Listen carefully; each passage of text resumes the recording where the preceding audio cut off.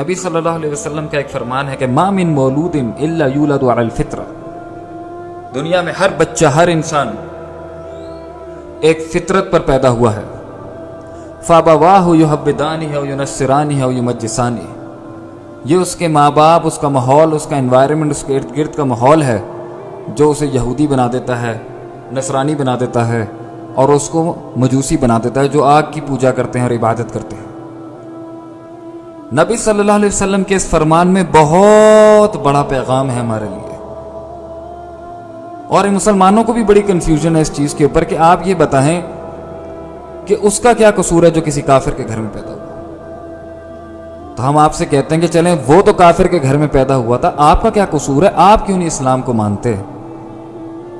تو ہر کسی نے اسلام کو بھی اپنے مطابق لے لیا ہے، مسلمانوں کے اندر بھی متفق رائے نہیں ہے، اتفاق ہی نہیں ہے.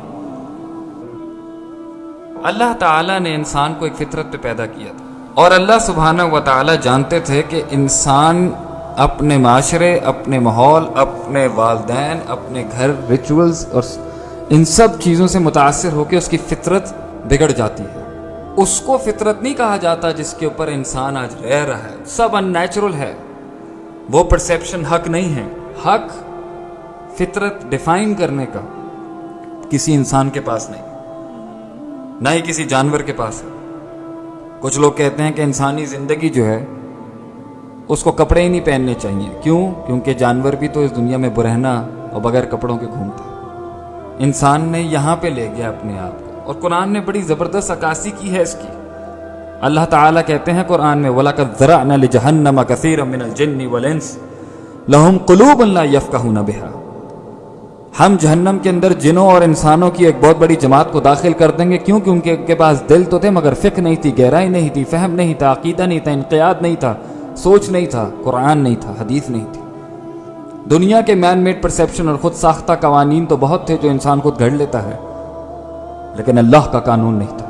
وَلَهُمْ أَعْيُنٌ لَا يُبْصِرُونَ بِهَا، آنکھیں تو تھیں مگر اس کے اندر بصیرت نہیں تھی.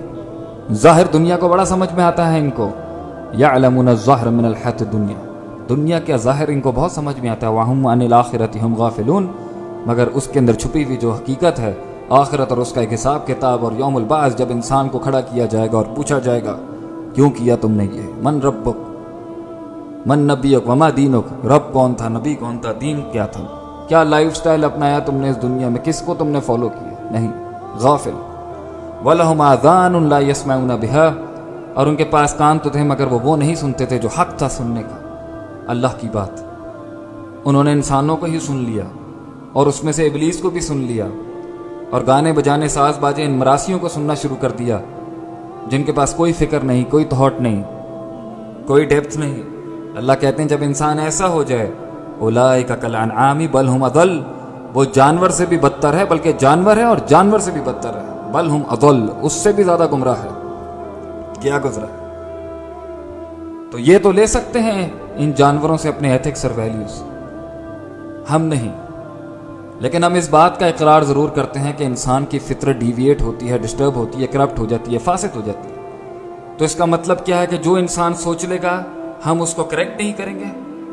یہ جدید ارتقاء کے جو نعرے ہیں جس کے اندر یہ لوگ کہتے ہیں کہ امر بالمعروف اور نہی عن المنکر مت کرو، نہ کسی کو تنگ کرو، ہر کوئی جو کر رہا ہے وہ حق پر ہے. نہیں، حق ایک ہی ہوتا ہے جس پر سب یونیفائی ہو سکتے ہیں، کیونکہ حق ڈیفائن کرنا اللہ کا کام ہے، کیونکہ اللہ کا اپنا نام بھی الحق ہے.